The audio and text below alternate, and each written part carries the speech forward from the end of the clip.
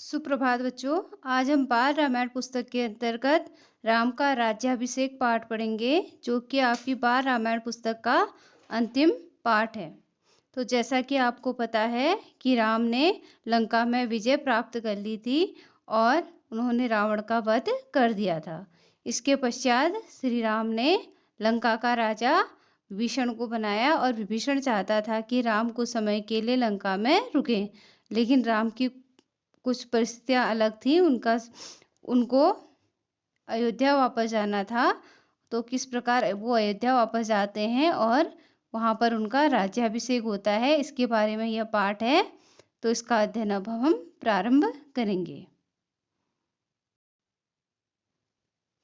अब जो विभीषण हैं वो चाहते थे कि राम कुछ समय के लिए लंका में रुकें, क्योंकि लंका उनके लिए बिल्कुल नई थी और उनकी नई लंका में वह राम को रुकना थोड़े दिन के लिए उनको रोककर उनका आतिथ्य सत्कार करना चाहते थे।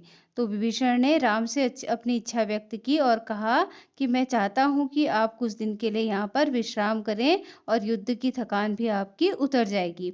वैसे इसमें मेरा स्वार्थ भी है, मैं आपका स्वानिध्य पाकर, आपका साथ पाकर आपकी रीति को सीखना चाहता हूँ। लेकिन जो राम थे, राम ने लंका नगरी में कदम नहीं रखा, वो सीता से मिलने भी नहीं गए लंका नगरी के अंदर। उन्होंने हनुमान को भेजा 2 बार और अंगद को भेजा, लक्ष्मण भी वहां सीता जी से मिल के आए। अब विभीषण के राज तिलक के समय राम उस नगरी से दूर ही रहे। अब यह संभव नहीं है मित्र, राम ने विभीषण से कहा कि यह संभव नहीं है कि मैं आपकी लंका में रुकूं, क्योंकि मेरे 14 वर्ष के वनवास की अवधि पूरी हो चुकी है और मैं तत्काल अर्थात इसी क्षण अयोध्या लौटना चाहता हूँ। भरत मेरी वहां पर प्रतीक्षा कर रहे हैं। अगर जाने में थोड़ा भी विलंब हुआ, देरी हुई, तो भरत प्राण त्याग देगा। और उन्होंने प्रतिज्ञा की थी भरत ने कि अगर राम 14 वर्ष की वनवास की अवधि के अंदर वहां नहीं लौटे अयोध्या, तो वह प्राण त्याग देंगे। इसी कारण से राम श्रीलंका नगरी पर नहीं गए। अब जो विभीषण है वो राम से अलग नहीं होना चाहते थे और उन्होंने राम से एक अलग ही अनुरोध किया। उन्होंने राम से कहा कि मैं आपके राज्याभिषेक में आना चाहता हूँ, पर वे इस बार निराश नहीं हुए। राम ने उनकी इच्छा का मान रखते हुए उनका आग्रह स्वीकार कर लिया और कहा कि आप क्या करें, मेरे यात्रा की तैयारी करें, व्यवस्था करें। और राम ने विभीषण की विनती मान ली और विभीषण ने भी राम के लिए पुष्पक विमान का प्रबंध कर दिया। अब जो विमान था पुष्पक विमान, वह उड़ान भरने तक जो वानर सेना थी वहीं रही, जब तक पुष्पक विमान ने उड़ान नहीं भरी, जिसमें राम, लक्ष्मण, सुग्रीव, विभीषण, सीता जी थे, सभी लोग थे। तो उसने विमान ने जब तक उड़ान नहीं भरी, सभी वानर वहां पे थे। उसके बाद जो वानर थे वो कूदते फागते हुए कहाँ चले गए, किष्किंधा की ओर लौट गए। क्योंकि जो विभीषण थे, विभीषण ने अपना कोषागार का अर्थ होता है जहाँ पर राजा महाराजा अपने रत्न आभूषण रखते हैं, उसके द्वार वानरों के लिए खोल लिए थे और रत्न आभूषणों की वर्षा कर ली थी। अब जैसा कि वानरों का स्वभाव होता है, वानरों ने ये वर्षा देखी रत्नाभूषणों की, तो वह उनके लिए एक मनोरंजन लगा और उन लोगों ने लूटपाट मचा दी। लूटपाट करते हुए वो लोग कोषागार के रत्नाभूषणों की किष्किंधा वापस लौट गए। और जो विमान था वो लंका से चला और उड़ान भरने के बाद वह उत्तर दिशा उसने पकड़ी, जिधर अयोध्या नगरी थी और राम सीता के साथ बैठे थे। मार्ग में पड़ने वाले प्रमुख स्थान सीता जी को वह बता रहे थे। और जो रावण था, जिस रास्ते से सीता जी का हरण करके लाया था, राम उसी रास्ते से सीता जी को अयोध्या ले जा रहे थे। और जो पंचवटी है, पंचवटी आश्रम भी रास्ते में मिला और सीता जी ने पहले तो वो स्थान नहीं देखे थे, क्योंकि वह स्वयं की रक्षा में लगी हुई थी। तो राम उसको प्रत्येक स्थान दिखाते जा रहे थे सीता जी को पुष्पक विमान से। अब सबसे पहले रणभूमि जहाँ पर राम और रावण का युद्ध हुआ था। उसके बाद वह पुल बना जो नल और नील ने बनाया था समुद्र के बीचों बीच में, जिसे हम सेतुबंध भी कहते हैं। अब जो किष्किंधा था वह रास्ते में था। जो वानर राज सुग्रीव थे वह उनकी क्या थी, राजधानी थी। और सीता ने आग्रह किया कि राम थोड़ी देर किष्किंधा में उतरे ताकि सीता जी सुग्रीव की रानियों तारा और रूपा को अपने साथ ले जाए। और आगे ऋष्यमुख पर्वत पड़ा, जहां पर सुग्रीव रहता था, अपना निर्वासित जीवन व्यतीत करता था। उसके पास ही पंपा सरोवर भी पड़ा, जो अद्भुत क्या था, सुंदर था। अब जब राम जी थे, उन्होंने पुष्पक विमान जी से सीता जी को पतली चमकती हुई रेखा जैसी नदी दिखाई, जिसका नाम था गोदावरी नदी। अब गोदावरी नदी जो थी, इतनी ऊंचाई से कैसी दिख रही थी, बिल्कुल छोटी सी दिखाई दे रही थी, एक पतली रेखा थी। इसी के तट पर पंचवटी आश्रम भी बना था, जहां पर राम, सीता और लक्ष्मण रहा करते थे, जहां से रावण ने सीता जी का क्या किया था, हरण किया था। तो सीता जी ने को राम ने वह पंचकुटी दिखाते हुए कहा कि देखो, हमारी पर्णकुटी अब भी वही है। अब सीता जी ने क्या कर दी, अपनी आंखें बंद कर ली, क्योंकि उनके सामने वह पुराना घटनाक्रम फिर से दोहराने लगा, क्योंकि वहां से रावण ने उनका अपहरण किया था, उनको हरण करके वह लंका ले गया था जबरदस्ती। अब गंगा यमुना के संगम पर बना था ऋषि भारद्वाज का आश्रम, और जो पुष्पक विमान है वो वहां पर उतरा और सबने वहीं रात बिताई। और जो ऋषि है, ऋषि का आग्रह था कि राम उसे टाल नहीं पाए, क्योंकि ऋषि भारद्वाज ने कहा था कि आप लौटते समय यही मेरे आश्रम में आएंगे, और राम ने उनका आग्रह स्वीकार करके वो वहां आए और उन्होंने एक रात वहां बिताई। और वहीं से जो हनुमान है, उनको अयोध्या भेजा गया राम के द्वारा, क्योंकि राम चाहते थे कि हनुमान भरत को क्या करे, पूर्व से सूचना दे उनके आने की। अब जो राम थे, वो राम ने को भरत को भेजने का एक अभिप्राय यह भी था कि राम सोच रहे थे कि 14 वर्ष की अवधि कम नहीं होती है, कहीं भरत को सत्ता का अर्थात राज्य का मोह तो नहीं हो गया। अब जो हनुमान जी हैं, वो अयोध्या गए और वहां जाकर उन्होंने भरत को सूचना दी कि राम जी आ रहे हैं। अब वह भरत के मुंह के भाव देख रहे थे, और राम को के आने का संदेश पाकर भरत क्या हो गए थे, बहुत खुश हो गए थे। अब जब हनुमान जी वायु के वेग से उड़ रहे थे, तो मार्ग में उनको निशात रात गुहा से भी उनकी भेंट हुई, और वहां से वो नंदीग्राम भी पहुंचे। उसके पश्चात जब भरत को राम के आने की सूचना मिली, तो उनकी प्रसन्नता का कोई ठिकाना नहीं रहा।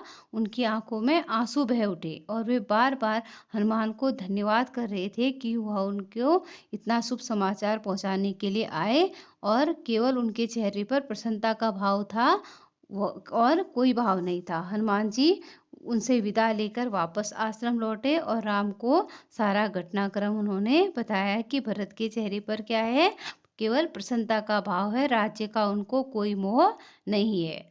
अब अगली सुबह प्रयाग से श्रृंगवेरपुर होते हुए राम का जो विमान है, वह देर में सरयू नदी के ऊपर पहुंचा, और दूर अयोध्या नगरी के भवनों के शिखर पर वह दिखाई देने लगा। सबने अयोध्या को प्रणाम किया। उधर भरत से सूचना पाकर जो अयोध्या में क्या हुआ, उत्सव की तैयारियां होने लगी। नगर को नई दुल्हन की तरह सजाया गया, और जो शत्रुघ्न है, उन्होंने राज्याभिषेक की व्यवस्था की, और महल में तीनों रानियों नंदीग्राम के लिए निकट पड़ी। तीनों रानियां अर्थात कौशल्या, कैकेयी और सुमित्रा। तो जो कौशल्या माँ थी, राम की माता, वो सबसे आगे थी। उन्हें पता था कि राम सबसे पहले भरत से ही भेंट करेंगे, और जो राम का विमान था, वो नंदीग्राम में उतरा सबसे पहले। उनका भव्य स्वागत हुआ वहां पर। आकाश मार्ग से जयघोष से गूंज उठा था आकाश मार्ग, और राम ने विमान से उतरकर भरत को गले लगाया और माताओं को प्रणाम किया। भरत भागते हुए आश्रम के भीतर गए, राम की खड़ाओं को उठा लाए, जिसे उन्होंने सिंहासन पर रखा था 14 वर्ष तक राजकाज चलाने के लिए, और झुककर उन्होंने अपने हाथों से राम को वो पहनाए। खड़ाऊ मिलन का यह दृश्य बड़ा ही अद्भुत था, और सबके चेहरों पर प्रसन्नता का भाव था। जो ये मिलन का क्षण था राम और भरत का, ये बड़ा ही अद्भुत और मनोरम दृश्य था सभी के लिए, और सबकी आंखों से आंसू बहने लगे, सबकी आंखें नम हो गई। और राम ने नंदीग्राम में तपस्वी बाना उतारा, और दोनों को राशि वस्त्र पहनाए गए। तपस्वी बाना का अर्थ होता है जो तपस्वियों के कपड़े पहने थे राम और लक्ष्मण सीता जी ने, वो कपड़े उन्होंने बदले और राजाओं वाले कपड़े पहने। और जो जन समूह था अयोध्या का, वो राम की जय जयकार करता हुआ उनको अयोध्या ले चला और शोभा यात्रा की छटा देखने योग्य थी। जो राम की शोभा यात्रा थी, जो अयोध्या की ओर ले जा रहे थे जनतावासी, वह बहुत ही मनोरम थी। जो नंदीग्राम से चलने के पूर्व राम ने पुष्पक विमान को कुबेर के पास भेज दिया। अब यह विमान कुबेर का ही था, रावण ने उसे बलात् छीन लिया था। जो पुष्पक विमान था वह कुबेर का था, राम ने उसको जबरदस्ती छीन लिया था। तो रावण ने छीन लिया था, तो राम ने कुबेर को उसका पुष्पक विमान लौटा दिया। और जो सजी धजी अयोध्या नगरी है, वो राम के दर्शन पर आह्लादित हो गए, अत्यंत प्रसन्न हो गई। जो नगरवासी थे वो क्या थे? प्रसन्न थे। उनके राम वापस मिल गए थे। माताएं सुमित्रा, कौशल्या, केकई प्रसन्न थी क्योंकि उनका पुत्र लौट आया था। और जो मुनिगण थे वो भी प्रसन्न थे, जिन्होंने राम को शिक्षा दी थी और राम ने उनकी शिक्षा का मान रखा था और वे कभी अपने मार्ग से विरत नहीं हुए। अब जो भरत हैं, उन्होंने अयोध्या का राज्य राम को नंदीग्राम में ही लौटा दिया था, जहाँ पे राम रुके थे। अब राजमहल पहुंचे तो वशिष्ठ ने कहा, कल सुबह राम का राज्याभिषेक होगा, क्योंकि गुरु वशिष्ठ उनके गुरु थे, कुल गुरु थे। और उसकी तैयारियां शत्रुघ्न ने पहले से कर दी थी, जैसा कि मैंने आपको पहले बताया कि राज्याभिषेक की तैयारियां शत्रुघ्न ने की थी। और पूरा नगर नई नवेली दुल्हन की तरह सजाया गया, दीपों से वह जगमगा उठा।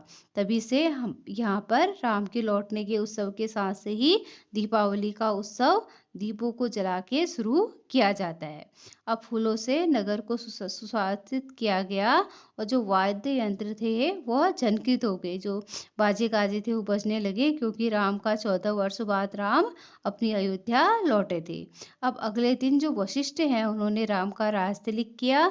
राम और सीता सोने के रत्न जड़ित सिंहासन पर बैठे, लक्ष्मण, भरत और शत्रुघ्न उनके पास खड़े थे और हनुमान नीचे बैठे हुए थे। माताओं ने आरती उतारी और मंगलाचार हुआ और शुभ गीत गाए गए। जैसा कि आप लोग देखते हो, कोई शुभ मुहूर्त होता है या शुभ अवसर होता है तो उस पर शुभ गीत गाए जाते हैं। तो राम के राज्याभिषेक का अवसर भी अयोध्यावासियों के लिए किसी शुभ अवसर से कम नहीं था, इसलिए वहां पर मंगलाचार गीत गाए गए, शुभ गीत गाए गए। और राम ने सीता को बहुमूल्य हार दिया उपहार में, और जो प्रजाजन थे उनको भी उपहार दिया गया, अनेक वस्तुएं प्रदान की गई। अब यहाँ पर सीता जी को गले का हार सीता जी ने उतारा और वे इस दुविधा में थी, इस परेशानी में थी कि वो हार किसको दे। और दुविधा राम ने क्या की, दूर की, जिस पर तुम राम ने सीता से कहा कि जिस पर तुम सबसे ज्यादा खुश हो उसको यह हार दो। तो सीता वह हार हनुमान जी को भेंट किया सीता जी ने, क्योंकि जो सीता जी है वो हनुमान की भक्ति और पराक्रम से बहुत ज्यादा खुश थी, क्योंकि हनुमान जी ने ही सीता जी लंका में है यह समाचार राम तक पहुंचाया था। अब कुछ दिनों जो अयोध्या नगरी है, सारे अतिथि एक एक करके वहां पे रहे, फिर एक एक करके सारे अतिथि लौट गए। और जो विभीषण है वह भी अपनी लंका नगरी वापस लौट आए थे। और सुग्रीव ने जो किष्किंधा राज्य की ओर प्रस्थान किया था। यहाँ पे प्रयाण शब्द लिखा गया है, प्रयाण का अर्थ होता है प्रस्थान। और जो ऋषि मुनि है वो अपने आश्रम लौट आए, हनुमान जी कहीं नहीं गए, वो राम के दरबार में ही रहे। और जो राम है, लंबे समय तक उन्होंने अयोध्या में राज किया। उनके राज्य में किसी को भी कोई कष्ट नहीं था, सब लोग सुखी थे, कोई भेदभाव नहीं था, कोई बीमार नहीं पड़ता था। जो खेत खलिहान थे वो हरे भरे होते थे, पेड़ों में फल लदे रहते थे। इसीलिए कहा जाता है कि राम राज्य में सारी जनता प्रसन्न थी, किसी को किसी प्रकार का कोई दुख नहीं था, क्योंकि राम क्या थे, न्यायप्रिय थे, वो गुणों के सागर थे। उनको पुरुषोत्तम भी कहा जाता है। और क्योंकि उनमें मर्यादा का हमेशा पालन करते थे, इसलिए उनको मर्यादा पुरुषोत्तम के नाम से जाना जाता है। और राम का राज्य आज भी क्या किया जाता है, याद किया जाता है। आज भी हमारी यादों में, स्मृतियों में वह राम राज्य जीवित है। सभी लोग अभी भी राम राज्य को याद करते हैं, उसकी तुलना हमेशा की जाती है। तो आशा है आपको राम का राज्याभिषेक पाठ अच्छे से समझ में आया होगा। धन्यवाद और शुभ दिवस।